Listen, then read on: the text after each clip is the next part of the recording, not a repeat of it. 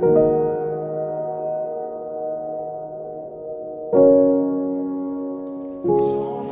questions, on prend peut-être quelques questions et puis après Eric pourra y répondre.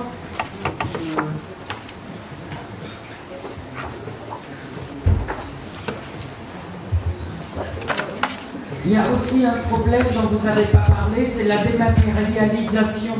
On va bientôt acheter les billets de train par Internet. Enfin, il y a déjà des gens qui le font. Enfin, plein de choses passent par Internet. Donc, on supprime des emplois. Et il y a des gens qui sont perdus qui ne peuvent pas le faire. Donc, là aussi, c'est une façon de recréer de l'emploi. Bonsoir. Alors, je voulais revenir par rapport au témoignage des personnes qui ont témoigné sur leur condition. Alors, alors moi, je suis monitrice éducatrice et effectivement, je vois bien que nous aussi, on nous met à toutes les sauces. Surtout qu'on est experts, qu'on est... Alors, ce qui est grave, moi, je pense que ce qui est le plus grave, c'est que ce que j'ai constaté par rapport à la pauvreté, donc déjà la problématique de notre nous en tant que travailleur social, c'est comment on est reconnu. Et surtout, on nous demande de gérer la pauvreté alors que parfois on se retrouve dans des situations de pauvreté aussi. Donc, ça veut dire que nous aussi on nous demande de faire des choses, mais à la fin du mois, des fois, notre revue est aussi vide que la personne qu'on accueille. Voilà. Et ça, je voulais le dire. Il y a aussi une chose très importante aussi, c'est que moi je suis bénévole au Resto du Cœur depuis 3 ans. Et je vous dis que c'est une catastrophe que de plus en plus, alors déjà c'est une catastrophe au niveau de la pauvreté, il y a des jeunes, effectivement des personnes âgées, et ici c'est pire que tout, parce que les gens sont isolés, ils ne peuvent même pas venir chercher leur colis, parce qu'ils n'ont pas de voiture, ils n'ont pas d'argent pour payer le carburant pour venir, ne serait-ce que chercher les colis. Les gens sont complètement laissés à l'abandon. On a l'impression que, je sais pas, ces gens-là n'existent pas. Je sais pas. Moi, je suis choquée. Moi, je vais voir régulièrement ces personnes qui se retrouvent dans une pauvreté psychique, financière catastrophique. Effectivement, les services publics ont fermé. Donc, les gens ne peuvent plus aller les voir. Ils ne peuvent plus aller se déplacer pour faire leur papier, ne serait-ce que faire le renouvellement du RSA. Eh ben, si vous n'avez pas d'ordinateur, vous ne pouvez pas le faire. Je reviens à ce que disait la dame. Si vous avez le RSA, si vous ne le faites pas, vous ne l'avez plus. C'est vraiment, je vous assure. Alors je ne sais pas si on va pouvoir faire tout ce que vous dites, monsieur. Mais moi, je peux vous dire une chose. Je suis là pour qu'on le fasse, vraiment. Et je serai derrière vous pour vous dire, vous avez dit ça. Moi, j'ai voté Méluche. Parce que je le tiens depuis Marseille. Mais je peux vous dire que quand il n'ira pas, je vous le dirai aussi. Parce que c'est bien gentil de dire qu'on va aller dépouiller les riches. Alors j'espère qu'on va bien les dépouiller et cet argent va bien profiter aux gens qui en ont vraiment besoin. En tout cas, moi je serai derrière avec d'autres pour vous dire, allez, Coco, tu m'as dit ça, moi je suis là. Voilà.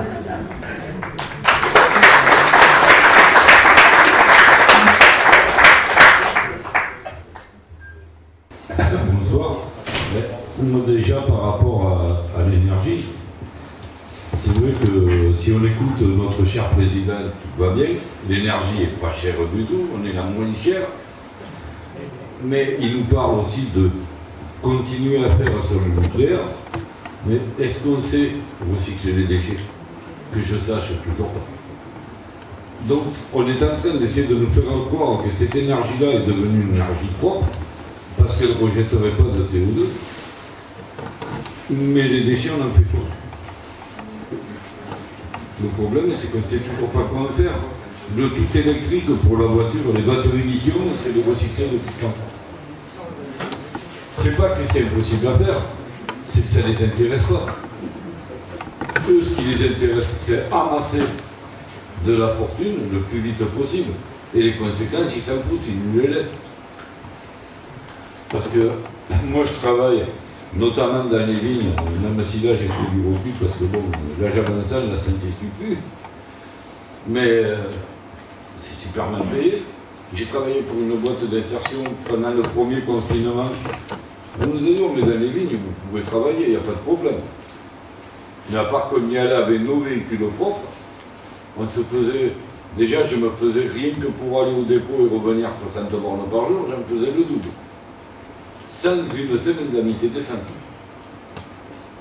Donc c'était nos salaires qui financiaient nos déplacements pour aller rapporter de l'argent à des grands propriétaires, des plus petits pour certains, mais c'était quand même souvent les gros châteaux, les grosses entreprises viticoles du coin qui font appel aux entreprises dites d'insertion. En fin de compte, elles n'insèrent plus rien du tout. On sert de chair à canon, on fait le travail pour pas cher et c'est tout. On remplace les Roumains quand ils ne peuvent pas venir, c'est tout.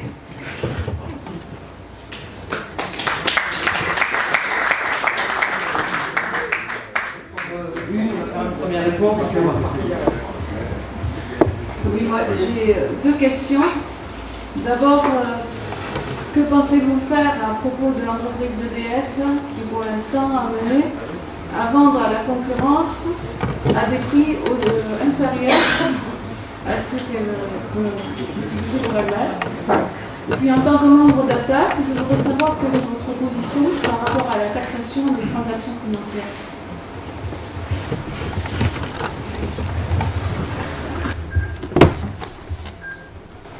Est-ce que tu fais une Oui, c'est d'accord. Et on repart après pour les questions de la salle. Oui, plusieurs réponses dans l'ordre. La première sur la question de la dématérialisation. Vous avez entièrement raison. Et je vais vous dire, c'est là aussi, il ne faut pas croire qu'on en souffre seulement dans les territoires ruraux. C'est un drame absolu en Seine-Saint-Denis et qui pose des problèmes insolubles. Je raconte juste pour la Seine-Saint-Denis ce que ça pose comme problème. C'est que, comme d'un côté, il y a des dématérialisations, mais que d'un autre côté, tout ça, évidemment, sert à faire en sorte qu'il y ait moins de personnel, il y a un moment donné, vous pouvez toujours remplir des tuyaux. Quand ça arrive à un endroit où on ne peut plus traiter ce qui sort des tuyaux, bah, ça s'embouteille. Donc, par exemple, vous avez plein de demandeurs d'asile qui passent hors délai et qui deviennent de facto des personnes clandestines en France, non pas parce qu'elles n'ont pas de quoi faire reconnaître leurs droits, mais parce qu'ils passent hors délai.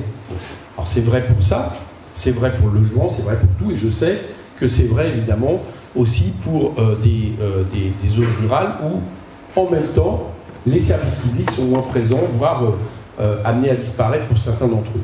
Donc il faut revenir, j'allais dire, le fait qu'à un moment donné on se serve du numérique pour faciliter les choses, oui, je veux dire, c'est vrai que ça facilite les choses à certains moments, mais par exemple, il n'est pas supportable que pour certaines administrations, vous ayez ces espèces de téléphones où vous avez une espèce de réponse mécanique et que si finalement vous n'avez pas trouvé la bonne réponse, quand à la fin du fin on ne vous demande pas d'attendre et de rappeler le lendemain, ça se termine par une espèce de chemin de croix.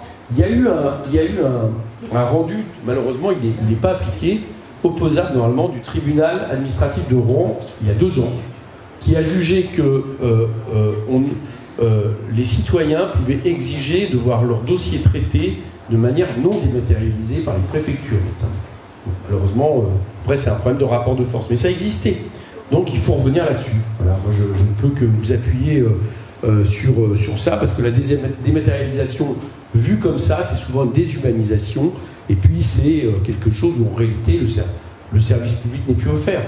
Et puis donc qu'est-ce qui se passe? Les gens qui ont les moyens, ils passent autrement, quoi, par des services privés, et c'est ça qui se passe. Donc je suis entièrement d'accord avec vous là-dessus, et ça fait partie aussi, quand je disais de la création d'emplois dans la fonction publique et autres, ça fait aussi partie justement du fait de trouver à nouveau des humains en face de vous, et le fait qu'il y ait une espèce de droit opposable à l'État, quoi. C'est-à-dire on a le droit à obtenir des choses sur des besoins fondamentaux, des services collectifs et autres. Deuxième chose qui a été évoquée, et vous avez amplement raison, vous avez dit une chose, c'est que les gens qui s'occupent des personnes les plus déshéritées sont traités eux aussi comme des travailleurs déshérités, quoi. Et ça c'est une logique imparable. Bon. Et qui là, quelque part, renvoie aussi la façon dont le gouvernement et dont ce pouvoir considère justement ces services-là. Voilà, c'est-à-dire, au lieu de considérer que c'est des services qui visent à faire en sorte d'élever pour tout le monde l'égalité, le traitement sur le territoire, on considère que c'est des choses qui sont plus rentables, ou du moins auxquelles on veut appliquer des mécanismes de rentabilité qui consistent aussi à exploiter de manière éhontée les personnels qui sont consacrés à ça. Bon. Et ça, on le voit, j'ai cité les EHPAD tout à l'heure, c'est malheureusement un peu plus clair, mais y compris des fois des EHPAD très chers d'ailleurs. Mais c'est vrai que vous avez raison dans tous les métiers. Et d'ailleurs, moi je pense que toutes les revendications, je ne l'ai pas dit tout à l'heure, mais c'est vrai que le fait que des secteurs qui travaillent dans le médical-social, dans les travailleurs sociaux, dans les AESH n'aient pas été reconnus par le Ségur est un scandale absolu. C'est un scandale absolu. Bon, j'arrive même pas à comprendre comment, je suis très content pour elle, il y a eu une mobilisation, j'avais été les soutenir des sages-femmes sur cette question qui avait eu gain de cause. Je ne comprends pas, par exemple, que les AESH n'aient pas gain de cause là-dessus. C'est quand même scandaleux, parce que les AESH, ils n'ont pas arrêté de bosser pendant les différents confinements. Bon. Et sans même compter le fait qu'en termes de nombre, il est quand même incroyable aussi qu'il n'y ait pas le nombre nécessaire pour justement traiter et s'occuper des personnes les plus fragiles, ce qui est quand même le propre d'une égalité républicaine. Sur l'énergie, j'ai pas sur ce que vous expliquiez, j'ai pas grand-chose à ajouter. Je l'ai dit, mais par contre, je vais revenir sur un point que vous avez dit, sur on vous demandera des comptes, quelque part. Alors moi, je vais vous dire une chose, moi ça tombe bien, parce que je me suis considéré comme un élu qui continue sa vie militante et qu'il arrêtera au bout de 2 mandats si jamais on me réélit, parce que je considère que la politique ne doit pas être un métier pour moi. Donc je pense qu'il faut un renouvellement de mandat, et j'ai toujours vécu ça comme ça. Mais plus important, ne croyez pas que si un gouvernement de l'Union populaire est élu, il va falloir baisser la garde en termes de mobilisation sociale.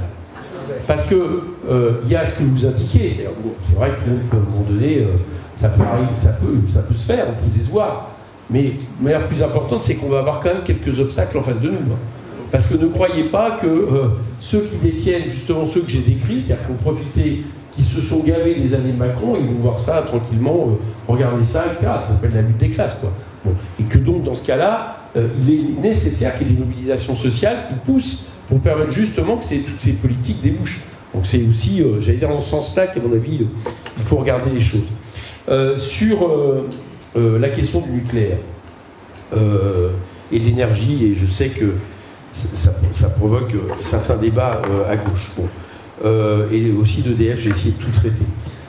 Sur la question du nucléaire, nous assumons une sortie nucléaire radicale, c'est-à-dire d'ici 2045, comme prévoit le CNAE Négaoué. Bon. Pourquoi? Alors, il y a plusieurs raisons. La première raison, c'est qu'on pourra me dire tout ce qu'on voudra, c'est une énergie dangereuse. Et que le problème de cette énergie dangereuse, c'est que le jour où ça pète, ça impacte en termes de surface, et notamment en France, où on s'est quand même arrangé pour centraliser des centrales nucléaires dans des endroits où il y a une grande partie de l'industrie, ou même, je prends par exemple la centrale de Nogent-sur-Marne, c'est à peu près à mon avis la seule au monde, qui se retrouve 100 km en amont d'une capitale de 10 millions de personnes. Ce qui fait que si ça pète, alors je vous dis, bon. Ce que je veux dire par là, c'est que le jour où il y a un problème, celui-là, on va en parler pour des milliers d'années, quoi. Bon. C'est ça la réalité. Vous avez parlé des déchets, vous faites bien. Enfin, est-ce qu'on se rend compte qu'à Bure, là où on veut enterrer les déchets, il y a des linguistes actuellement qui travaillent sur le fait de se demander comment dans 100 000 ans on écrira et on fera comprendre qu'il ne faut surtout pas aller creuser dans cet endroit-là parce qu'il y a des produits très dangereux. Il y a des linguistes qui travaillent là-dessus, j'ai appris ça. C'est juste pour dire qu'on lègue. Je ne sais pas si vous vous rendez compte de l'état de la planète il y a 100 000 ans et de l'espèce humaine. Et bien on lègue pour 100 000 ans le fait qu'on a enterré des déchets qui sont d'une dangerosité extrême. Enfin, rien que ça. Voilà. Je veux dire, enfin, c'est quelque chose qui n'est juste pas acceptable et admissible pour les générations à venir. Bon. On nous dit, ben, en France, ça ne peut pas arriver. Ah, ben, bonjour. Moi, je vais vous dire, je suis rapporteur de la mission budgétaire de la moitié du ministère de l'Environnement et de ses opérateurs, chaque année, pour la commission des finances. Et donc, j'auditionne l'ASN, Agence de sécurité nucléaire, et j'ai un trou mémoire. Donc ça reviendra, l'autre opérateur qui travaille sur la question justement des protections nucléaires. Mais le directeur de ce dernier organisme, vous savez comment il considère ce qui s'est passé à Blaye en Gironde? Il appelle ça le bouillon de Fukushima. D'accord? Le personne dont je vous parle, c'est pas un militant anti-nucléaire, hein. C'est ceux qui sont, il appelle ça le bouillon de Fukushima. Parce qu'à quelques heures près, c'était le même effet. Il n'y aurait pas un ingénieur qui aurait débranché sans ordre les réacteurs, c'était pareil. Bon. Donc si je dis ça, c'est parce que arrêtons avec cette histoire. Un jour en France, il y aura l'équivalent de ce qui s'est passé à Fukushima ou ailleurs. D'accord? Moi, j'ai confiance dans la technologie. Je ne sais pas, comme on lègue des choses aux générations à venir, est-ce qu'on sera aussi, vu la manière en plus dont il démantelait l'EDF, est-ce qu'on sera aussi sûr de la qualité de ce qui se passe dans quelques années? Je vous fais remarquer qu'il y a déjà une chose inquiétante, c'est que la plupart des personnels qui travaillent sur les centrales sont des sous-traitants. C'est ça la réalité. Là aussi, pour faire du business.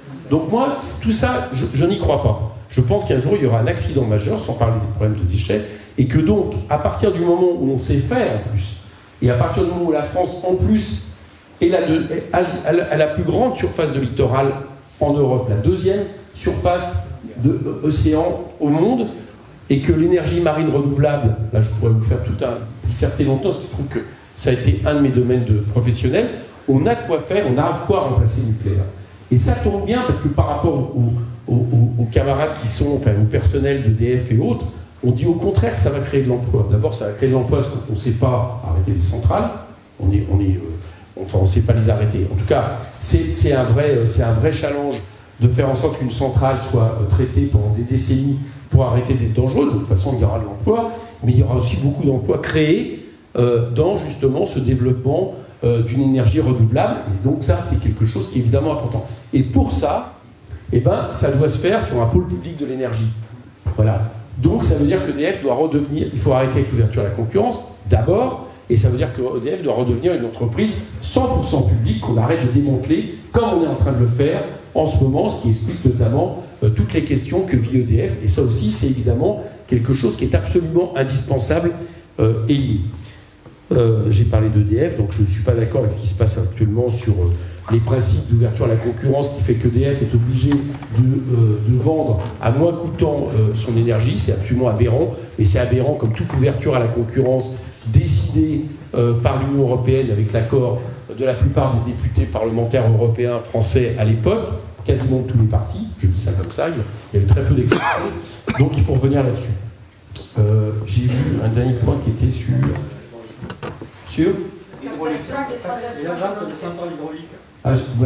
oui, les centrales hydrauliques font partie aussi. Quand je parle d'énergie renouvelable, bien sûr, donc il faut revenir sur toutes les privatisations. Je le redis si c'est nécessaire, mais vous avez compris, si je parle de pôle public de l'énergie, c'est que je pense que le privé n'a pas à mettre sa place là-dedans. Voilà, c'est exactement ce que je veux dire. Et qu'on doit revenir sur toute cette logique.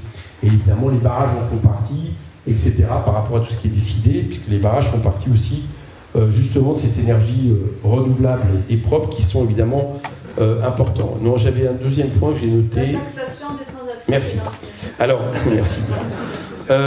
Ça tombe bien parce que donc on la prévoit, et on a copié attaque, donc c'est pas très compliqué au niveau des taxes et des transactions financières, avec donc une taxe qui serait évidemment plus importante que l'embryon qui a été voté récemment, et qui d'après nous rapporterait 8 milliards d'euros, qui sont exactement ce que propose attaque, donc je vais pas aller plus loin. Je voudrais juste souligner autre chose, c'est qu'il y a un deuxième système que nous proposons qui s'appelle un impôt universel sur les entreprises, et qui consiste à faire en sorte de comparer le chiffre d'affaires d'une entreprise avec ses bénéfices pour voir s'il y a un loup, c'est-à-dire si en gros ça correspond à ce qui est son activité, et si ce n'est pas le cas, eh bien justement on fait en sorte de faire un impôt rectificatif, alors selon la modalité de calcul que je ne vais pas vous détailler ici, mais qui a été détaillée par plusieurs économistes de manière très sérieuse, et on pense que ça rapporterait 26 milliards d'euros au pays en un an.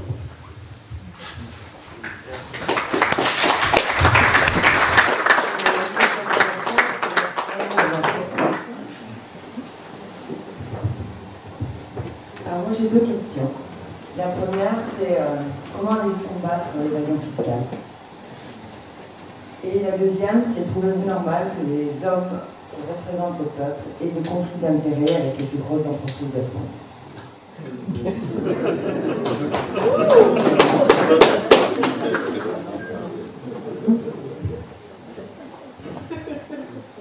Alors, deux questions.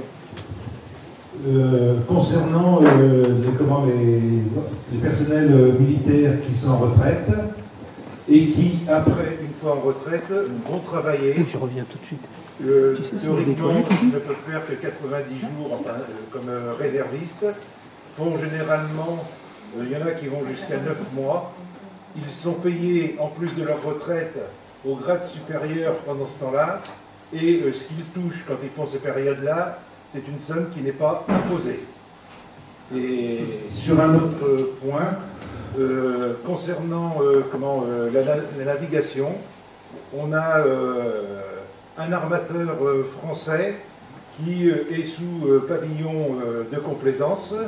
Donc il est le port d'attache est port-au-français. Et à part deux officiers français, ce ne sont que des marins qui sont exploités, des esclaves. Enfin, ça va encore ici, on ne leur prend pas encore leur passeport, on est dans un coffre-fort. Hein. Mais enfin, là c'est un pavillon quand même français, un armateur français, et donc un manque de cotisations qui rentrent, et des gens qui sont exploités et vraiment payés au ras des pâquerettes.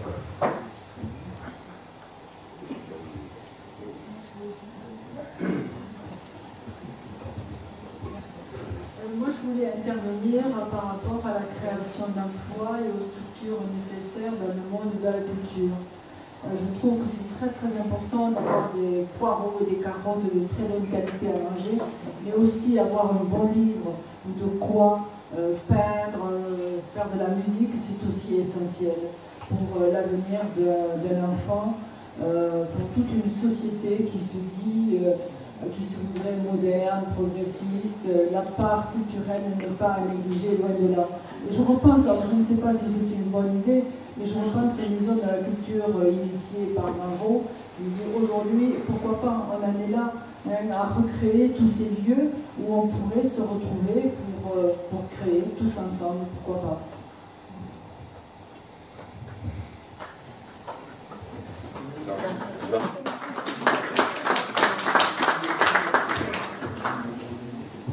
Oui. Alors, monsieur le député, madame la conseillère municipale, chers camarades, chers amis, c'est avec grand plaisir que je suis venu ce soir écouter un Éric que nous aimons, mais surtout pas Éric Zemmour. Je me présenter.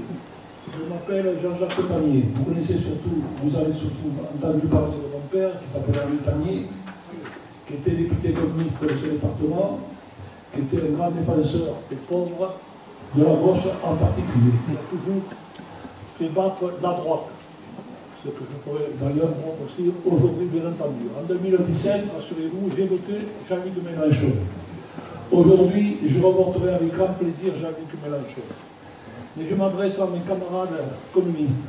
Et j'ai mal au cœur, parce que c'est mon père ici, lui qui a toujours été un homme d'union, de l'union de toute la gauche, je veux dire, toujours faire battre la droite, et surtout l'extrême droite qui arrive aujourd'hui malheureusement à 32% dans notre pays, ce qui est gravissime à mes yeux, et quand je m'amuse à regarder même les sondages, je m'aperçois que si en bas de Mme Artaud, bien sûr Jean-Luc Mélenchon, en passant on est à côté de Mme Taubira qui sera candidate pour la salle de débat, la gauche ferait un gros 25-26%.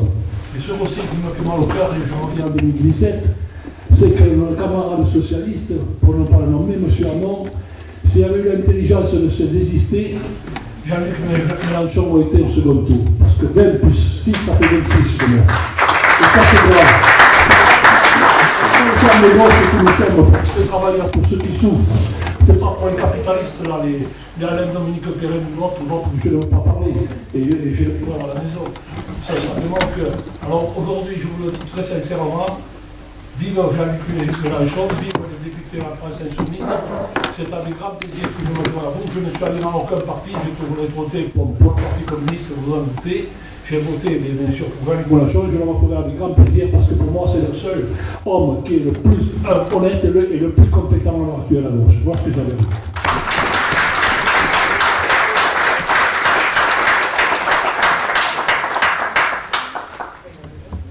Alors moi, pour ma part, avant de vous laisser, j'espère que... Ah, je me lève. Je suis pas assez grande, c'est ça.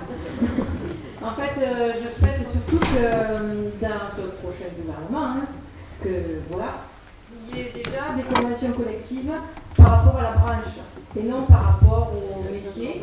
Parce qu'il faut savoir que nous, en tant qu'aide à domicile, nous sommes en fait au commerce, à la convention commerce. Donc c'est excellent parce qu'on n'a rien à vendre, on s'occupe des personnes âgées. Mais voilà, chacun son domaine, mais on voit que ce n'est plus des conventions collectives de branche. Voilà.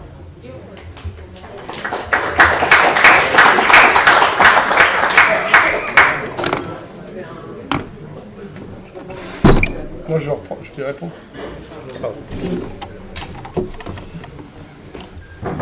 Alors c'était pas une question, mais je reviendrai en conclusion sur ton intervention et ce que j'en pense, mais je le ferai à la fin. Je vais continuer à répondre sur les questions programmatiques. Alors la première sur la question de l'évasion fiscale. Alors, comment on lutte contre l'évasion fiscale? L'évasion fiscale, c'est 60 à 80 milliards d'euros par an, voilà, en France. Donc ça place le débat. Déjà, une première partie, c'est que on arrête peut-être avec l'optimisation fiscale. Parce qu'il y a deux évasions fiscales. Il y a l'évasion illégale, et puis il y a l'évasion qui est aux limites de la légalité. Qui on utilise les niches dont j'ai décrit tout à l'heure. On utilise des avocats extrêmement pointus qui vont essayer de trouver des systèmes pour défiscaliser. Déjà, il faut regarder, justement, supprimer toutes les niches qui sont souvent en plus écologiquement contestables, mais qui sont en réalité j'allais dire des trappes à évasion fiscale. Ça, c'est un ensemble de mesures à prendre, évidemment, nécessaires. La deuxième chose, c'est de remettre peut-être du personnel. Le ministère, la direction générale qui s'occupe de la question justement des impôts au ministère, à Bercy, pardon, c'est 10 000 postes en moins en 5 ans. Donc il est évident que quand vous supprimez 10 000 postes, qui eux-mêmes sont une succession d'autres postes supprimés, vous avez moins de monde pour aller chercher les évadés fiscaux. Bon. Donc c'est une deuxième chose absolument nécessaire qui revient sur la question de création d'emplois dans le ministère. Bercy est un des ministères qui a plus souffert du quinquennat. Le ministère qui a le plus souffert du quinquennat, je vous le dis juste entre parenthèses, que ça va peut-être vous sembler, si vous n'avez pas suivi, ça va peut-être vous sembler incroyable, parce que c'est quand même un sujet dont on a un gouvernement qui n'arrête pas de nous dire que c'est une priorité, c'est le ministère de l'Environnement. Et les opérateurs, c'est au point même que le personnel, les syndicats du ministère de l'Environnement estiment que c'est un ministère qui est en voie de disparition. C'est ça la réalité. Et qui aujourd'hui sert en réalité surtout de guichet. C'est-à-dire que, alors notamment, le gouvernement a fait ça, il dit, voilà, on a fait un plan de relance, on a mis de l'argent, du coup, arrêtez de nous dire qu'il y a un problème au ministère de l'Environnement, parce qu'il y a des budgets, sauf qu'en réalité, c'est des budgets qui ne font que transiter par le ministère de l'Environnement par les privés. Bon. Donc, et Bercy est le deuxième à avoir subi ça. Donc, évidemment, il faut remettre du personnel là où c'est nécessaire. La troisième chose, il faut aller traquer les évadés fiscaux. Alors, j'ai dit comment ça se passait pour les entreprises, tout à l'heure avec la question de l'impôt universel. Mais nous sommes aussi pour la création, nous, d'un impôt, entre guillemets, universel sur les particuliers. Alors, là-dessus, je fais une aparté rapide, parce que j'ai fait une mission parlementaire sur cette question. Jean-Luc, en 2017, défendait l'idée d'un impôt universel type États-Unis. Aux États-Unis, on considère l'impôt, non pas sur on considère un impôt sur la nationalité. Et donc, on se fait fort d'aller chercher tout contribuable américain là où il se trouve pour le faire payer la différence. Bon, j'ai bien étudié la question. Très franchement, c'est pas réaliste. C'est pas réaliste pour de bonnes raisons. D'abord parce qu'on n'est pas les États-Unis. Le rapport de force n'est pas tout à fait le même. Et en fait, changer, d'abord, transformer comme ça la base de l'impôt sur un impôt basé sur la nationalité, ne serait pas forcément profitable pour nous, puisque nous, on a un impôt sur la résidence, et en plus de ça, nous obligerait à renégocier 150 accords bilatéraux, en sachant que vous négociez à peu près 3-4 accords par an, et qu'en plus de ça, le rapport de force ne nous serait peut-être pas favorable dans la renégociation. Par contre, il y a une chose qui est imparable, et qui existe déjà, c'est pour ça que, et qui aurait le même résultat, l'Allemagne le fait, il y a des pays européens qui le font en partie, c'est de considérer les pays à fiscalité privilégiée, avantageuse, par rapport à la France, et de décider qu'une personne qui part dans ces pays-là, qui a un certain seuil de revenus, eh ben, on va lui imposer pendant un certain nombre d'années une taxation différentielle. Ça revient au même, mais c'est plus ciblé, ce qui fait que c'est plus réaliste, parce que du coup, ça ne fait que quelques accords bilatéraux que vous allez renégocier, et souvent avec des pays d'ailleurs qui n'ont pas le poids politique pour vous y opposer. Parce que les pays à fiscalité privilégiée, ce n'est pas forcément des pays qui sont des pays très forts politiquement. Voilà, donc, mais ça reviendrait à peu près au même. Donc ça, c'est aussi une méthode qu'on peut utiliser et évidemment qui sera nécessaire. Et je crois aussi qu'il faut la levée du secret bancaire pour ce genre d'opération, pour faire en sorte d'aller saisir des biens, pas hésiter par rapport à ça. Donc voilà comment on pense, nous, non pas qu'on puisse récupérer 80 milliards d'euros tout de suite, mais comment on peut ambitionner de récupérer assez vite 25 à 30 milliards d'euros sur la question de l'évasion fiscale. Bon, ça, j'ai répondu à cette question. Ensuite, sur... monsieur, vous avez posé deux questions précises. Très franchement, c'est pas que je dégage en touche sur le militaire, parce que j'enregistre la question, je trouve qu'elle est intéressante. Je dégage en touche parce que je n'ai pas compétence et je ne vais pas assumer de tout connaître, toutes les problématiques, donc je vais regarder ça là-dessus. Par contre, sur la mer, ça, par contre, je m'intéresse particulièrement au sujet, donc il est inadmissible qu'un armateur français ait un pavillon de complaisance. Point barre. Ça veut dire qu'il faut effectivement revenir à faire en sorte que les bateaux pavillons français, et donc qu'il y ait aussi une priorité dans les ports français hauteur d'escale, et les embauches qui correspondent au droit maritime français, et y compris, pour certaines entreprises, ça peut être de les aider en attendant de passer le choc par rapport à une compétitivité et une concurrence, mais en tout cas, c'est absolument nécessaire. Je dis en passant qu'on considère, j'en ai pas trop parlé, parce que non pas que les départements ruraux ne s'intéressent pas à la mer, c'est pas ce que je veux dire, mais j'en ai moins parlé, parce que sinon j'aurais été trop long, mais on considère que la question de la mer, du maritime, est un gisement d'emploi absolument considérable en France, de manière écologiquement soutenable, que ce soit à travers une pêche raisonnable, que ce soit à travers la construction navale, que ce soit à travers la dépollution, que ce soit à travers les produits des algues, etc., etc. Je pourrais énumérer beaucoup de choses, mais là, il y a vraiment aussi un gisement d'emploi absolument considérable et aussi un gisement alimentaire. La culture, c'est une très bonne remarque, et je remarque, et je fais un mea culpa, je pense que nous ne mettons pas la culture assez en priorité nous-mêmes dans ce que nous avançons. Moi, j'observe quelque chose, la manière dont est considérée la culture dans ce pays. La culture dans ce pays n'est pas considérée comme un droit fondamental.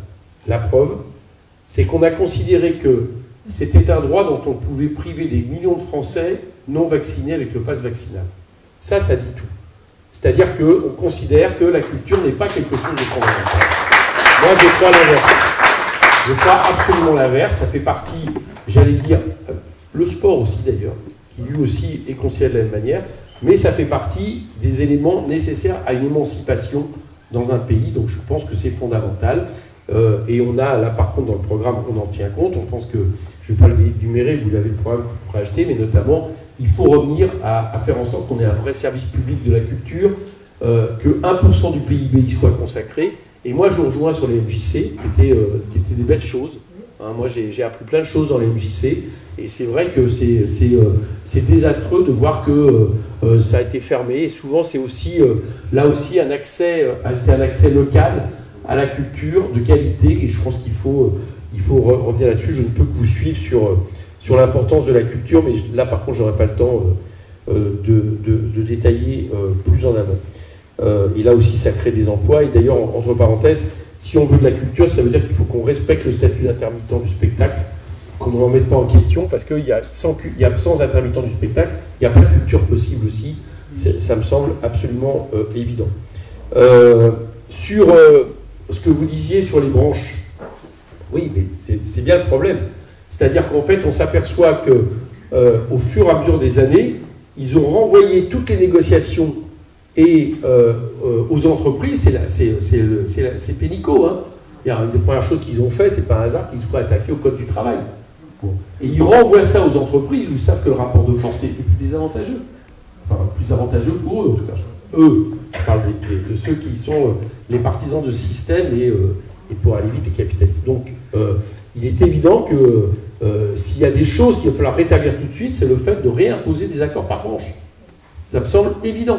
En vous rappelant une chose, Jean-Luc le disait hier sur une émission, mais c'est vrai qu'il avait raison de le noter, c'est que contrairement à certains autres pays, notamment nordiques en Europe, quand il y a des accords par branche, elles ne bénéficient pas seulement aux syndiqués, des syndicats qui signent, elles bénéficient à tous les travailleurs de la branche. Donc il faut revenir là-dessus de manière évidente, c'est-à-dire qu'il doit y avoir, ça doit prédominer à travers, encadré en plus par des lois qui sont contraignantes par rapport aux questions sociales. C'est tout, j'ai répondu à tout. Voilà. J'ai dit que je répondrai à la fin, en conclusion. Les conflits d'intérêts, vous n'avez pas. Ah, conflit d'intérêts. Pardon, je sais bien que j'ai... merci. Les conflits d'intérêts. Est-ce que vous avez remarqué qu'une des lois qui a été votée sous Macron, c'est une loi qui facilite encore plus le pantouflage? Voilà, en s'attaquant à la haute fonction publique, c'est-à-dire alors eux, ils le font toujours, vous savez, sur le macronisme. Le macronisme, c'est toujours vous donner un argument qui vous laisse penser que, bah oui, alors donc leur argument, c'est de dire, bah c'est bien qu'il y ait des allers-retours entre la haute fonction publique et le monde de l'entreprise, parce que mais en fait, en réalité, derrière ça, ils cassent le statut de la haute fonction publique et ils facilitent encore plus le pantouflage. Il faut en finir avec le pantouflage. Voilà. C'est le premier conflit d'intérêts. Bon.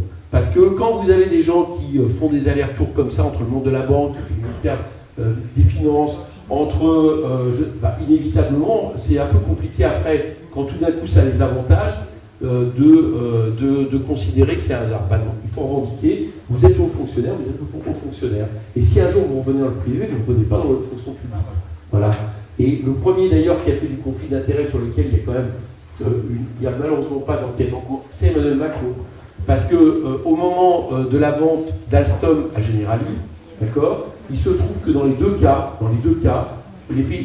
ceux qui ont bénéficié du coup de main, il y a un bouquin qui vient de sortir sur Macron, et c'est un député de droite qui a écrit pour demander qu'il y ait une saisie de la justice sur cette question, qui explique, qui remarque que quand Macron était secrétaire à l'Élysée puis au ministère des Finances, c'est lui qui a y compris forçant la main au ministère à l'époque du travail qui était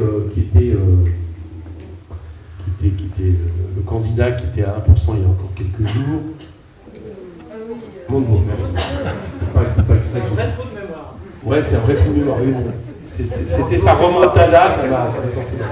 Bon, donc, là-dessus, ce que ça révèle, c'est que le personnage qui, dans les deux cas, était décisif pour cette vente, c'est Macron. Et que les principaux donateurs de sa campagne se retrouvent dans ses actionnaires. D'accord. Ouais. Écoutez, je ne vais pas aller plus loin, hein, mais évidemment, cette histoire s'est enlisée. Donc, lui, c'est le champion du conflit d'affaires. Donc, il faut évidemment revenir là-dessus de manière drastique. Encore une série qui va questions et l'heure avance, donc il sera de toute façon temps de pouvoir échanger encore de manière informelle. Comment? Vous avez les signatures pour officiellement. Les 500 signatures. Les signatures. Ah, d'accord. La question de Karen. Oui, j'ai signé. Bonsoir. Je voulais juste soulever le problème du foutoir de la téléphonie. Quand j'étais jeune, il y avait les PTT, Poste, Télécom et Téléphone et Télécommunications. Et ce monopole d'État a complètement disparu. Maintenant, c'est devenu complètement indispensable et obligatoire de pouvoir communiquer. Et quand c'est obligatoire, ça devrait appartenir à tout le monde. L'air, l'eau, les communications, les transports. Qu'est-ce qu'on peut envisager pour reprendre à Drahi et autres cochons les espèces de monopoles de profit qui se sont faits?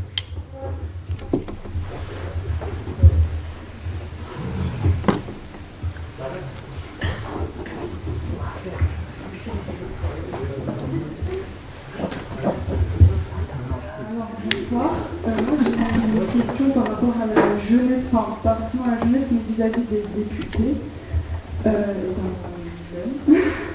J'ai une question notamment dans l'entourage, on est beaucoup à ne pas avoir confiance aux politiques, notamment vis-à-vis des, par exemple, des politiques qui ont des affaires judiciaires et qui ne sont pas soit destitués du gouvernement. Enfin, comment avoir confiance, par exemple, quand M. Zemmour a été, je sais pas, condamné et qu'il a le droit de se présenter, alors que, par exemple, quelqu'un de lambda dans une entreprise, s'il est condamné, il est viré. Comment vous, par rapport à ça, est-ce qu'il y a des mesures? Est-ce qu'il faut un casier vierge, comme on demande par exemple pour les caissières? Est-ce que, je sais pas, est-ce que notamment si on a au niveau des indemnités politiques, on sait que par exemple les taxis sont gratuits, ils ont un forfait, même s'ils ont droit à certaines choses, c'est normal, mais on sait que dans d'autres pays, notamment les pays nordiques, ils n'ont pas autant de droits. Ou par exemple, Madame Merkel payait son logement, il y a des choses que... Voilà, moi aussi. Par rapport à ça.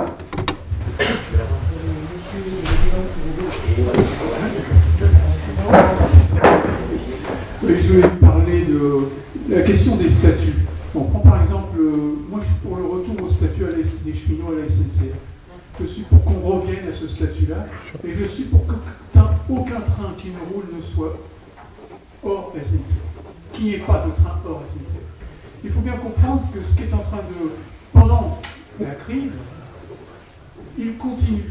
Et hier, au rassemblement qu'il y a eu à Biars de la manifestation, le camarade responsable des cheminots a annoncé que des études étaient faites sur la gare de Souillac pour la fermer, pour étudier cette ligne, et y compris que cela aurait des conséquences sur le stock, sur l'entreprise de fabrication de SNCF, de traverse.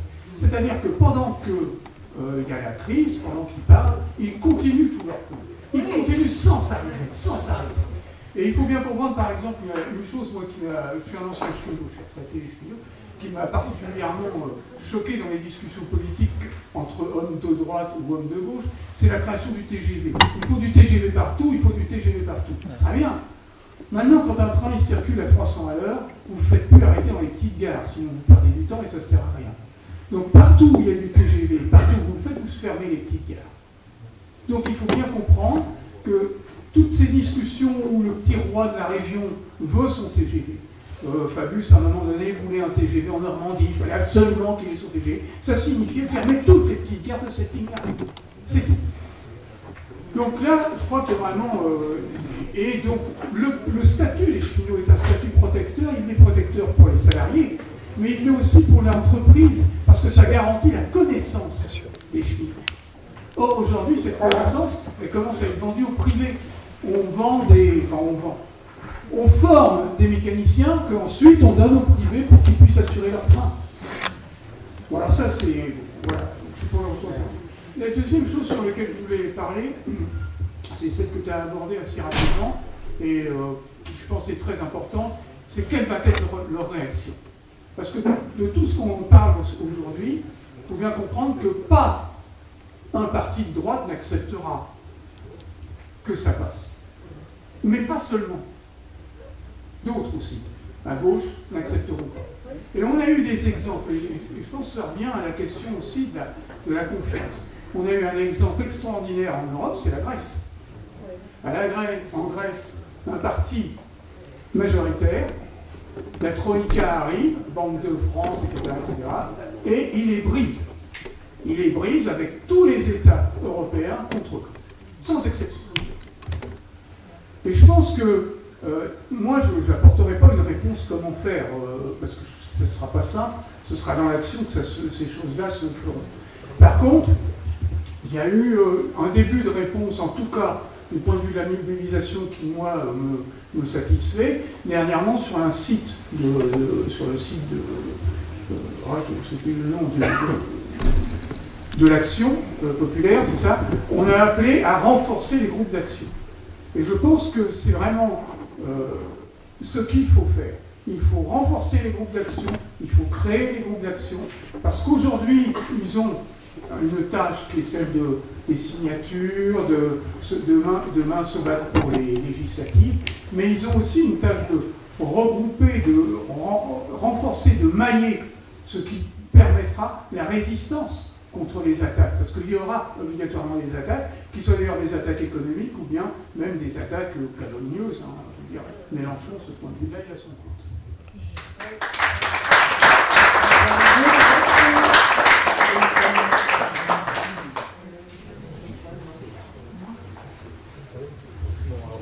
Vous voulez poser une question sur notre domaine. Je voudrais savoir comment vous envisagez le financement de la transition écologique et si un New Deal écologique, un grand emprunt d'État, ne pourrait pas être intéressant à ce sujet, un peu comme on a fait après la guerre ou comme Roosevelt a fait après la crise de 2009. Voilà, aux États-Unis.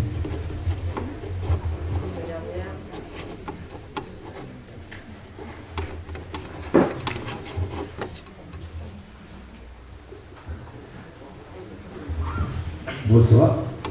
Je voudrais connaître votre position par rapport à l'OTAN, l'Ukraine et la Russie.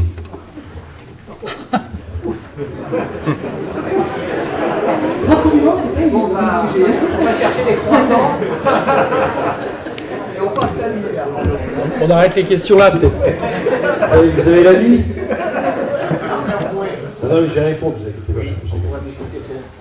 Non, bien sûr, je vais le faire. C'était pas juste pour dire que c'est un sujet où il faut essayer de répondre quand même à peu près précisément.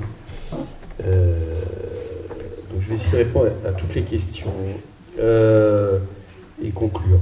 Bon, sur la téléphonie, d'abord, moi je continue à considérer qu'il doit y avoir un service public réel par rapport à ça, qui touche l'assurance pour tous les Français de l'accès à ces services-là de manière, j'allais dire, pas seulement pas onéreuse, mais qui ne participe pas non plus à cette espèce de course à l'échalote, de faire en sorte que les gens consomment de plus en plus. Alors, notamment, ça peut interroger la question de la 5G, par exemple, mais je pense qu'il faut qu'il y ait un service public voilà, dont la question prioritaire ne soit pas la rentabilité sur ce domaine, parce que ça devient un droit fondamental de fait.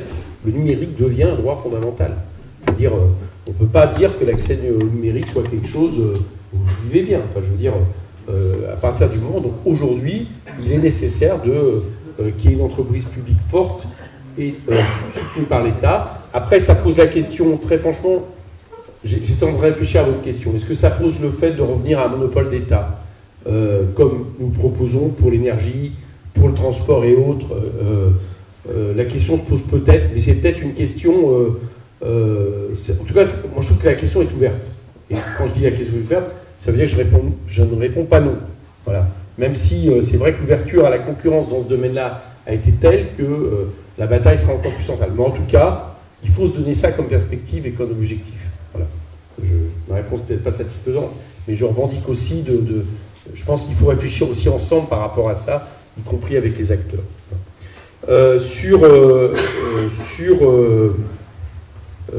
Du coup, la SNCF et le statut des cheminots. Bah oui, absolument. Enfin, moi, je pense qu'il faut... alors, moi, je suis assez radical. Je pense qu'il faut revenir à non seulement une SNCF qui soit monopolistique, arrêter l'ouverture à la concurrence, qui est en train d'être fait dans certaines régions, région Île-de-France, et là, le train Nice-Marseille qui a été fait, pour une bonne raison, c'est qu'on ne peut pas avoir, sur un domaine aussi important d'un point de vue de l'aménagement du territoire, du droit à la mobilité et écologique, des préoccupations qui sont ceux de la rentabilité. C'est pas possible. Et d'ailleurs, je observe que beaucoup de pays qui sont venus il y a quelques années reviennent en arrière. Donc, il faut revenir là-dessus. Donc, moi, je considère qu'il doit y avoir un seul opérateur qui s'occupe, avec la fin de cette dissociation imbécile entre les voies et le roulant. Et moi, je vais plus loin. Je ne suis pas très favorable à ces idées de régionalisation et autres. Je pense qu'il faudrait revenir à un service national, parce que on voit bien que là aussi, ça peut être sujet à des inégalités sur le territoire qui sont problématiques. Donc, je le considère, et je crois effectivement que ça va avec le statut. Et quand je parle du statut, ça me permet de faire le lien avec... je reviens sur le conflit d'intérêts. et les fonctionnaires. Pourquoi c'est important qu'il y ait des fonctionnaires dans ce pays? Parce que le gouvernement nous vend un peu, à un moment donné, l'idée que finalement, le service de l'État peut être assuré aussi par des gens de droit privé, et qu'après tout, pourquoi nous considérions, idéologues que nous sommes, le fait qu'un fonctionnaire est forcément, j'allais dire, productif et autre. Mais la fonction publique ou la fonction territoriale, c'est pas parce qu'on considère que les gens qui travaillent dans la fonction publique doivent avoir des avantages différents et autres. C'est parce qu'on considère qu'à partir du moment où on est fonctionnaire et qu'on a un statut qui fait qu'on n'est pas soumis à des pressions extérieures, on sert l'État. C'est ça l'idée. Et ça s'adapte aussi avec la question du service public. La question des statuts, c'est aussi parce que justement, ça évite toute pression qui fait en sorte que vous n'ayez pas pour objectif premier l'intérêt général et de servir l'État ou de servir les services publics. Et je crois que c'est absolument fondamental de revenir là-dessus. Enfin, de revenir, pas de revenir là-dessus, de le rappeler. Ça, c'est sur la question là-dessus. Ne vous inquiétez pas, je vais dire sur la question de politique, mais c'est un des derniers points que je mets parce que c'est un point qui me semble fondamental et pour d'autres raisons. Sur la Grèce et ce qui se passe, ce qui s'est passé, tout ça, et du coup, le fait de résister par rapport à ce qui pourrait se passer. Oui, et pour résister, il faut un peuple souverain. Voilà. Toute la question, c'est de redonner sa souveraineté au peuple et de favoriser une implication citoyenne. Moi, je crois que moi, Tsipras, je considère qu'il a fait je pense qu'il a cédé au moment où il ne fallait pas céder. Parce que Tsipras, quand au moment où il y a le mémorandum, il soumet le mémorandum au référendum du peuple grec, et que le peuple grec dit on approuve le fait de rompre et de ne pas accepter, il a une force incroyable qui est celle de son peuple. Alors, certainement que les réponses à l'époque en Grèce n'auraient pas pu être les réponses que nous, on ferait. Nous, on est la deuxième puissance économique en Europe. Notre réponse, ça serait vraisemblablement pas, ou en tout cas, on a d'autres voies de rapport de force que de dire, par exemple, on sort de l'euro ou on rembourse plus les banques. On a un rapport de force différent. Mais la Grèce aurait dû, à mon avis, examiner cette situation au lieu de vendre à l'encan le pays comme ça a été fait. Bon. Donc moi, je crois au rapport de force possible à partir du moment où on appuie sur la souveraineté populaire, sur l'implication citoyenne, pour faire face à ce qui arrivera, pas seulement, j'allais dire, ce que tu disais, c'est-à-dire les partis qui ne seront pas d'accord, mais surtout les intérêts sociaux qui ne seront pas d'accord. Bon. Et là, je le crois. Et ce que je crois, c'est qu'on a un avantage, la France, franchement, tous ceux qui voyagent un peu le savent, c'est que des fois, on intériorise un peu trop, nous-mêmes, notre propre déclin, notre propre faiblesse par rapport à la manière dont la France est vécue à l'étranger. Moi, je suis souvent très étonné que la France, elle garde quand même une image, c'est pas seulement une image, hein, on est quand même le seul pays qui annonce les frontons, liberté, égalité, fraternité. Quand on y réfléchit bien, c'est quand même juste révolutionnaire, quoi. Et ça, je veux dire, si la France engage, par exemple, à un moment donné, quelque chose d'exemplaire en termes de nouveaux projets qu'elle propose pour ses partenaires européens, je me refuse de penser que ça ne peut pas être contagieux très rapidement. Voilà, ça c'est ce que je crois. Et c'est d'ailleurs aussi l'importance de ce qu'on est en train de faire.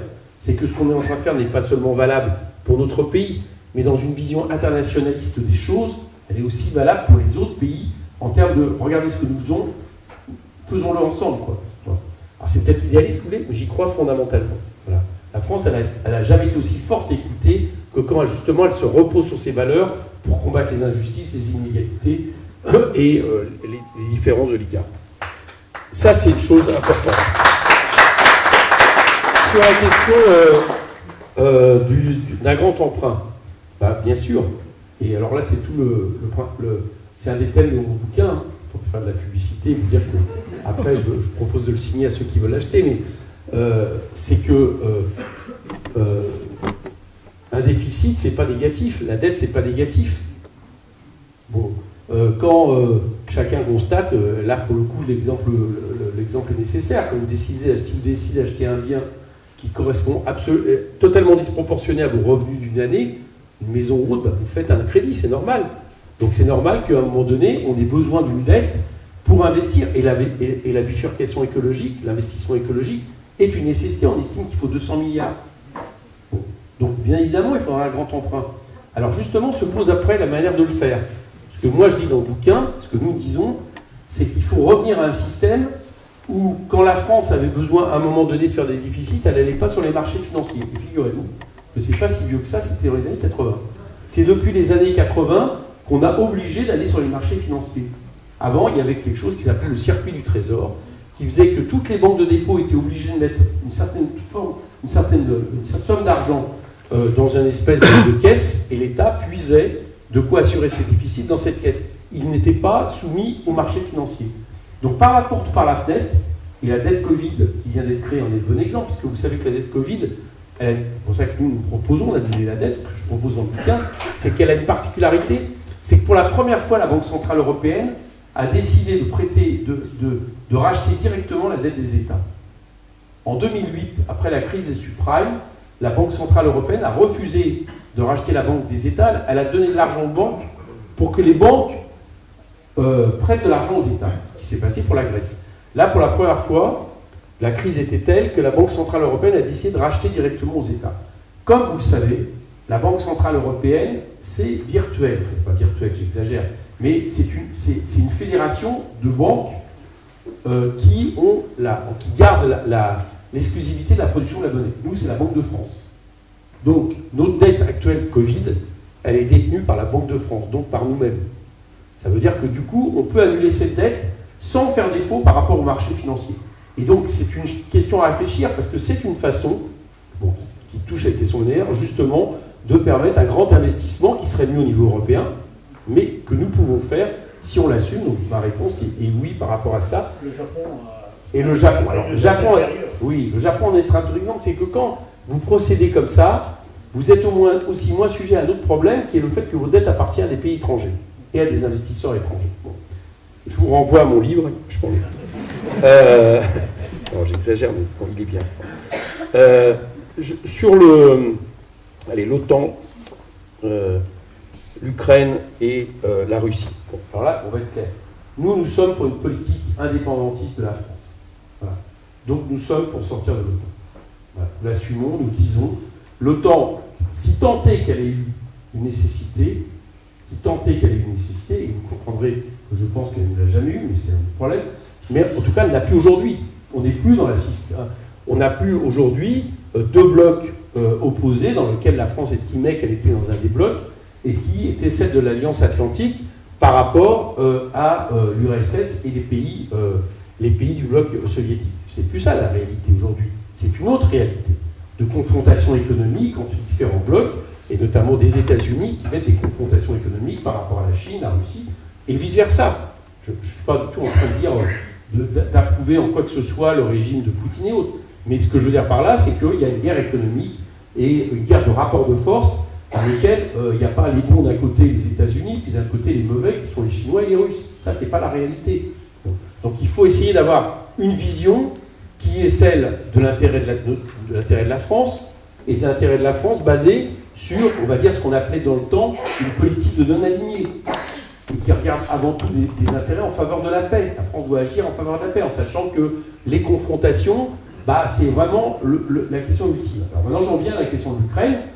Qu'est-ce qui se passe? Qu'est-ce qui s'est passé par rapport à la chute du mur de Berlin? Au moment de la chute du mur de Berlin, il y a eu un accord, en fait, de façon claire, qui était l'idée de dire que les États-Unis n'allaient pas pousser l'OTAN jusqu'aux frontières avec la Russie.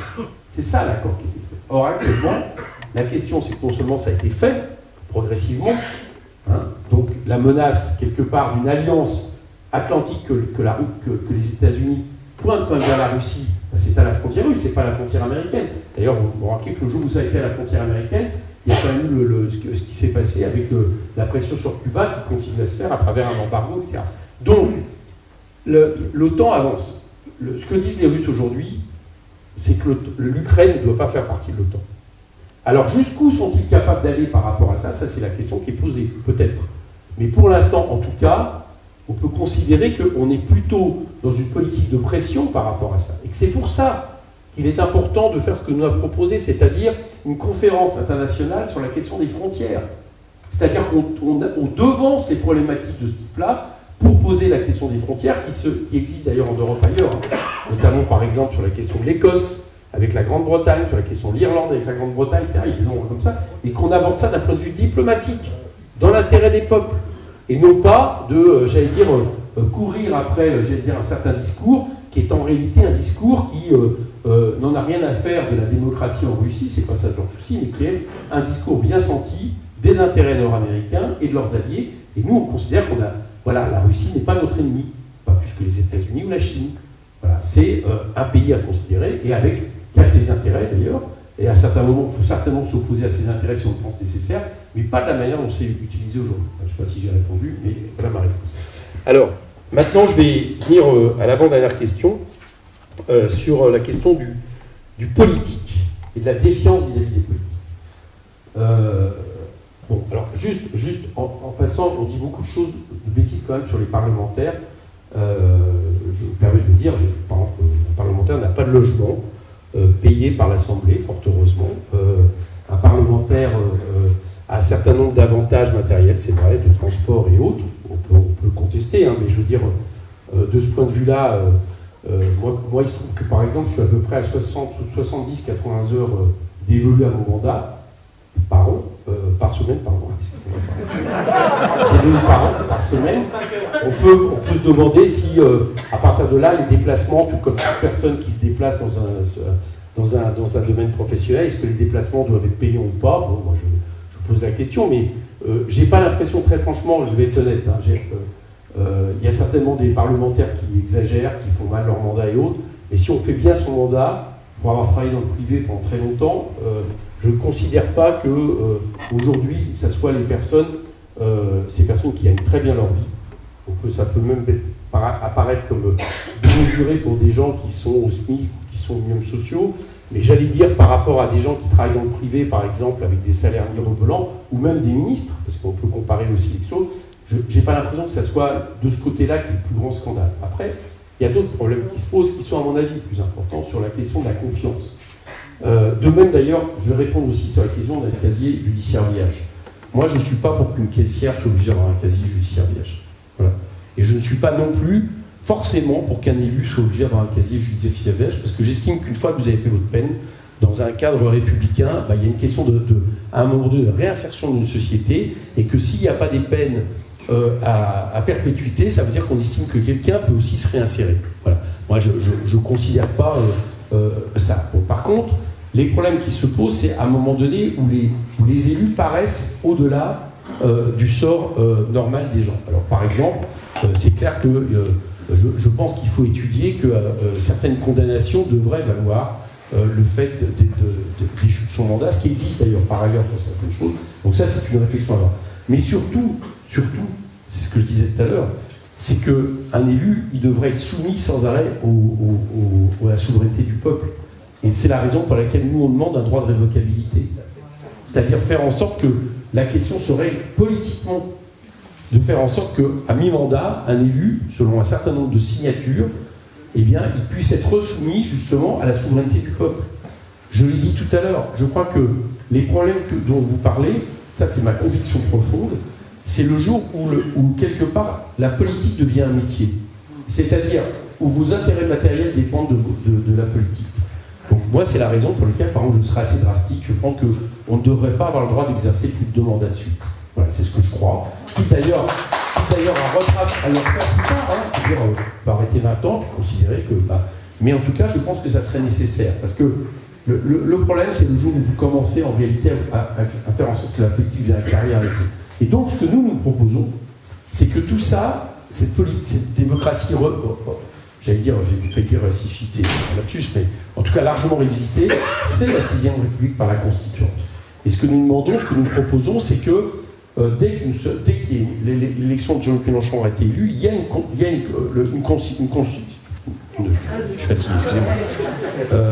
Il y ait justement une constituante qui soit organisée, qui soit élue avec les citoyens de cette constituante et qui définisse les règles du jeu. Alors ça pourrait être certaines règles que vous appelez de vos voeux, hein, par rapport aux élus.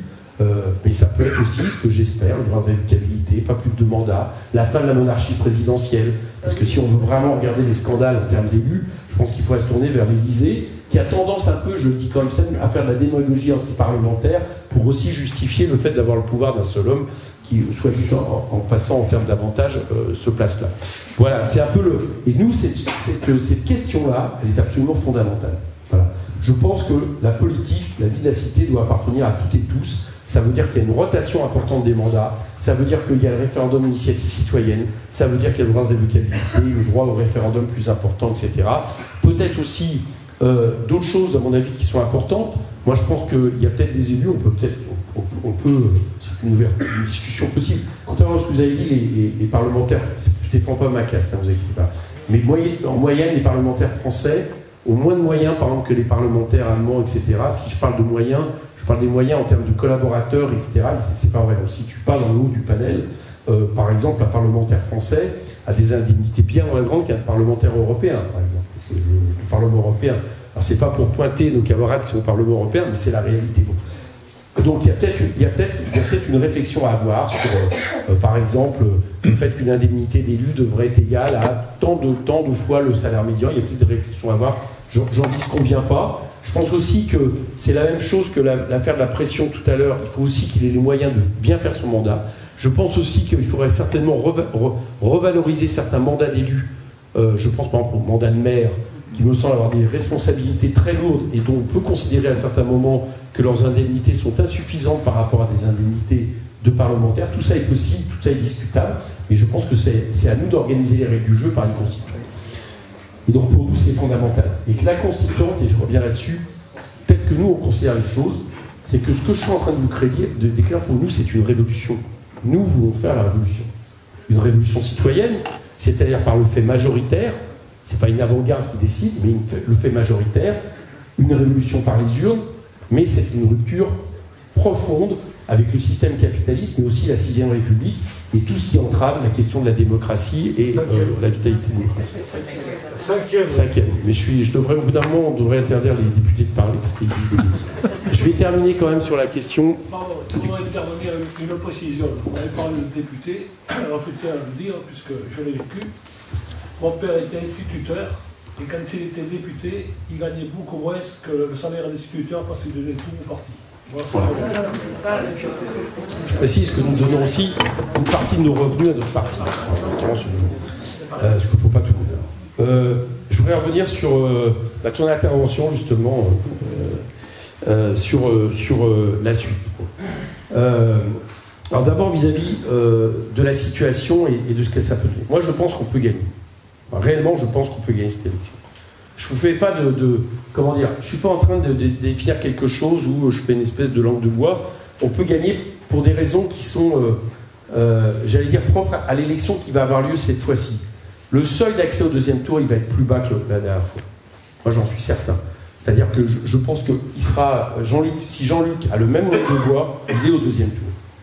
Et ce que je crois, ça va peut-être vous sembler paradoxal par rapport à ce que disent les sondages, mais ce que je crois, c'est que le plus difficile sera d'aller au deuxième tour. Et si on est au deuxième tour, on gagne. Moi, je suis sûr de ça. C'est-à-dire que je crois que dans ce pays, dans les profondeurs, il y a un rejet des politiques que nous vivons, qui n'est pas forcément toujours formulé de manière lucide. Il y a même beaucoup de gens, peut-être comme vous, je ne sais pas où vous en êtes de votre situation, mais qui peuvent se dire, mais à quoi ça sert? Est-ce qu'on peut changer les choses ou autre? Est-ce qu'on peut y arriver? Il y a même des gens qui peut-être le pensent, qu'on peut changer les choses avec des méthodes et des façons de faire qui aujourd'hui nous paraissent très éloignées. Mais moi je suis sûr que si au deuxième tour on a quelqu'un qui propose une rupture radicale avec le système que nous subissons, je pense qu'à ce moment-là il y aura quelque chose qui va monter du pays qui permettra d'avoir une majorité. Voilà, je le crois possible. Je ne dis pas que c'est fait, hein, mais en tout cas paradoxalement ça me semble moins dur. Cette victoire-là me semble moins dure que le fait d'accéder au premier tour. Donc d'abord, il faut accéder au premier tour. Donc, ça veut dire se mobiliser à fond. On n'est pas si loin que ça. Les sondages aujourd'hui, il faut savoir que la plupart des boîtes de sondage ont des curieuses façons de sonder maintenant. C'est qu'elles ne sondent que les gens 100% sûrs d'aller voter. C'est ça qui nous donne, et encore on est monté progressivement, mais qui nous donne 9-10% des voix. Les boîtes qui sondent en sondant également les hésitants, on est à 13-13,5. On est à 2-3 points du deuxième tour. Donc on est à peu près dans la même situation de 2017. Et on y est arrivé et on sait que nous sommes, par notre candidat, ses qualités, ce que vous représentez en masse. Aujourd'hui, la salle était pleine et les salles sont pleines partout. Et puis aussi le fait que cette fois-ci, il n'est plus tout seul. Mine de rien, je crois que c'est pas si mal. Qu'il y ait 23 députés qui matérialisent. Plus vous avez vu des gens qui ont créé, avec qui on a créé l'Assemblée l'Union populaire, des gens comme Aurélie Trouvé qui viennent du mouvement social. on matérialise le fait qu'il y a un groupe, qu'il y a un collectif qui existe, qui est prêt à gouverner. Bon, je pense que ça nous donne beaucoup plus de force et de poids. Alors par rapport à ça, et aux autres partis de gauche, il y a des différences à gauche. En tout cas, des différences suffisantes pour justifier qu'on ne soit pas au centre au premier tour. Et d'ailleurs, quelque part, c'est pas moi qui le dis. Quand on interroge, l'autre jour, Jadot, et ça ne me réjouit pas, qu'on lui demande au deuxième tour, Macron, Mélenchon, qu'est-ce que vous faites? Il hésite. C'est même pas qu'il hésite, il est incapable de dire qu'il a appelé à voter Mélenchon. Alors il prétexte le temps, l'Ukraine, etc. Il prétexte des choses fausses, il parle qu'on serait pas pour préserver les fonds marins, c'est totalement l'inverse, c'est exactement l'inverse. Il prétexte, même question à Hidalgo. L'autre jour, la question a été posée à Mme Taubira sur la fameuse primaire populaire, qui est une investiture de Mme Taubira. La question a été posée, si jamais vous la perdez, est-ce que vous soutenez Jean-Luc Mélenchon? Elle n'a pas été capable de répondre. Pourquoi? Parce que quelque part, les héritiers de M. Hollande n'ont toujours pas réglé la question qui est de savoir est-ce qu'on peut s'accommoder du système ou pas. Nous, on pense qu'on ne peut pas s'accommoder du système. On doit rompre avec ce système, radicalement. Et moi, ce que je crois, c'est qu'à gauche, cette voie-là, elle est majoritaire aujourd'hui. Elle était majoritaire en 2017, elle est toujours potentiellement. Et que le plus grand adversaire que nous avons, c'est l'abstention. C'est les gens qui n'y croient pas forcément, notamment dans les quartiers populaires, les zones rurales. Donc c'est là-dessus qu'il faut qu'on aille travailler. Je termine sur la question du Parti communiste, parce que tu as posé la question. Alors tu as dit que tu étais de tradition communiste, même si tu l'étais plus. Bon, il se trouve... Je n'ai jamais été adhérent à mon parti. D'accord, enfin bon. J'ai voté communiste, comme beaucoup. On va dire de culture communiste, si ça te va. Voilà. Bon, mais passons, c'est pas grave. Ça me permet de parler du Parti communiste. Moi, je vois bien la voie dans laquelle est engagé Roussel, où en plus il en rajoute en termes de différenciation, ce qui, à mon avis, à un moment donné, le fait aller vers des voies qui plaisent peut-être à la droite, mais je doute qu'il y ait beaucoup d'électeurs de gauche là-dessus. Mais j'en dirai pas plus, que j'ai pas envie de polémiquer. Moi, je pense que ça correspond pas, j'allais dire, à profondément ce qu'est le Parti communiste. Ce que je note, c'est qu'il y a des gens comme Jumel qui viennent d'appuyer Jean-Luc Mélenchon. Et je vous assure que Jumel, c'est un député sacrément populaire, qui est un des meilleurs députés communistes, et qui porte une fibre populaire du communisme populaire que nous aimons, quoi. Bon, on sait que Marie-Georges lui fait l'affaire, Stéphane Feu a apporté son parrainage à Jean-Luc, etc. Donc, ce que je crois, c'est que là-dessus, on peut encore bousculer les choses. Je ne sais pas si Roussel, on peut faire en sorte qu'il sortir, parce que moi je veux bien, mais si à la fin du les pourcentages qui vont vers Roussel nous manquent pour aller au deuxième tour, par rapport à la question d'une rupture avec le macronisme, etc., chacun se regardera dans la glace. Mais en tout cas, ce qu'on peut faire au moins, c'est de faire en sorte que tous ceux qui étaient avec nous au long du front de gauche, qui étaient avec nous en 2017, qui ont voté pour Jean-Luc Mélenchon, finissent par dire bah ouais, mais là ça vaut le coup quand même, parce que nous, après tout, on veut gouverner notre pays, quoi. Et se compter derrière une étiquette, ça ne nous intéresse pas. Voilà ce que j'espère. Et donc notre main elle sera tendue jusqu'au bout par rapport au Parti communiste et aux camarades communistes. De ce point de vue-là, c'est clair. Voilà ce que je voulais vous dire. Et je pense qu'on peut gagner. Voilà. Merci.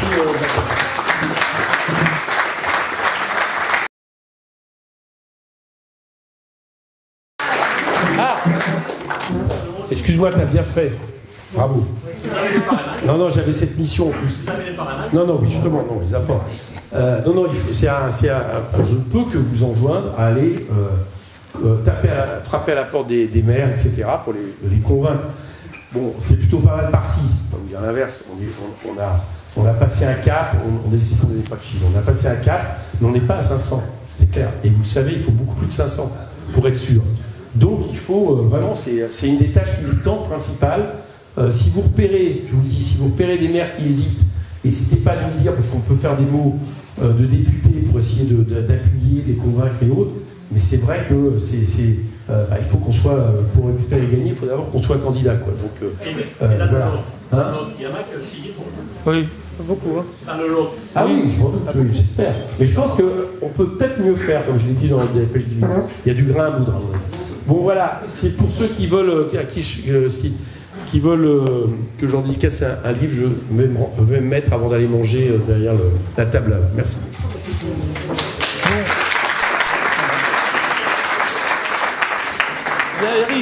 Eric va donc dédicacer le livre là-bas. Avant de terminer, je voulais juste vous informer qu'on a à disposition, pour ceux qui veulent avoir des infos, une feuille où vous pouvez laisser vos noms, vos numéros de téléphone, vos mails, vos adresses mail, de façon à ce qu'on puisse vous envoyer régulièrement les infos de l'Union populaire, quoi. La deuxième chose, c'est que je voudrais quand même vous donner un petit calendrier sur ce qui est prévu dans les semaines qui viennent, quoi. La première chose, c'est dimanche prochain, je crois que c'est dimanche, le 6 février, il y a une projection à l'initiative de nos camarades de Fakir, vous savez, le journal de François Ruffin. Il y a une projection du film Debout les femmes. C'est à Acier. Ensuite, il y aura un certain nombre d'initiatives, on enverra des mails, mais notamment le 20 mars. Le 20 mars, il y a la marche nationale à Paris, qu'on fait maintenant traditionnellement, à chaque élection présidentielle. Le 20 mars, c'est pas un hasard. Tout le monde sait que le 18 mars, c'est quand même c'est le 20 mars. Le 18 mars, c'est l'anniversaire de la Commune de Paris, du début de l'insurrection, qui a été menée d'ailleurs au départ par des femmes. Et c'est à cette occasion-là qu'on organise, donc à chaque fois, une grande montée à Paris. Voilà. Si vous pouvez laisser vos adresses, vous aurez toutes les infos, quoi. Alors le 20 mars, on essaiera d'organiser soit un car, soit un train. Voilà. Alors, juste pour finir, je voudrais rappeler que la Libréthèque nous fait le plaisir d'être là ce soir. C'est une librairie associative, puisqu'on parlait de culture, il y a de quoi se nourrir le cerveau intelligemment et de quoi s'aider à penser. Vous pouvez passer et voir. Merci. Ça fait 13 ans qu'on résiste. Je redonne ton prénom. Marc. Bon, alors il y a Diego qui lui a envoyé le bonjour, mais je ne sais pas les dire. Non, a priori, parce qu'il lui a envoyé. Ça, c'était bouquin, ça? Moi qui ai bossé pour l'appareil d'État, travaillé au Mobilier National pendant toute ma carrière, j'ai jamais voulu avoir une signature des oiseaux que j'ai servis, mais celle-là, elle m'intéresse. C'est gentil. Non, mais c'est en plus sincère. Et puis j'ai beaucoup aimé l'intervention. Est-ce que Diego, ça vous dit quelque chose? Diego? Oui. Ah mais oui, Diego, c'est l'ami de ma fille. Ah d'accord, oui, il m'appelle une fois par semaine. Oh, ah bon, allez, je vous envoie le coucou. D'accord, ok.